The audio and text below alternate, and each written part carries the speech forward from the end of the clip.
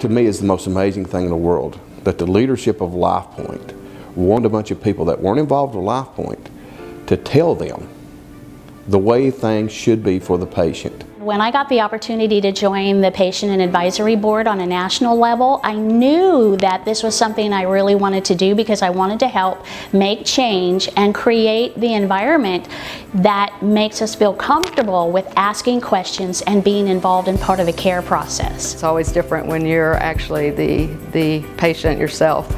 And so when I was diagnosed with breast cancer, immediately I felt like there was a purpose, that something important was going to bubble out of that. When this opportunity was presented to me to be part of a national board, I felt like this was perfect. This was where I could really have a larger impact. The Patient and Family Advisory Board was formed for three really important reasons.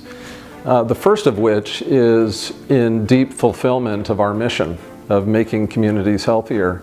You have to be working with your community, and who is the biggest part of the community other than the patient and the family members. So that partnership is so important. We are looking at changing culture, and what I would like to see is that we're not just changing culture, we're creating a vocabulary that makes every patient and family be on the same page with someone who has a lot more degrees and initials behind their name. The second reason is because of the way that we define quality. It is patient-centered. Their life experiences and their expectations of their own health relate back to the voice that they bring to the table. All patients should have a voice, and family members should have a voice. If we were just alone in this whole wide world, I mean, it would be hard to be well, both physically, spiritually, mentally, any of it. And so I think that you have to have the whole team approach. Having the patient and the family involved in the care and understanding what might be going on certainly would benefit both the hospital and the patient. The third reason is because when we have patients together in the room with caregivers talking about successes and challenges and barriers and complexity, it changes the conversation from something that is purely scientific and objective to something that is deeply personal and humanistic. And they believe that the patient is first, and they understand that you have to treat the person, the individual person, that you're not treating a piece of paper or what some statistic says.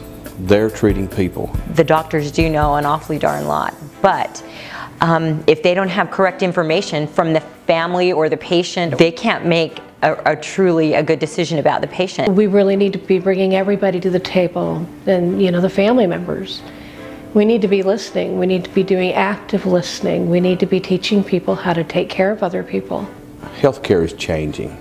And the one thing I love about LifePoint is that LifePoint understands that change is a key ingredient in improvement. If you're unwilling to change, you cannot improve. I think it's great that LifePoint has taken this initiative. It says a lot about their leadership in terms of patient engagement and their understanding of the importance of patient engagement and the patient experience. Initially, I joined the board with the thoughts that it would help Moriah Paramedical Center. I have realized that this is much bigger than just one individual hospital. I really feel like this group can make a difference, not just locally, but potentially nationwide. It's important for patients and families to realize that they have a voice. Our hospital really is very focused on patient and customer satisfaction.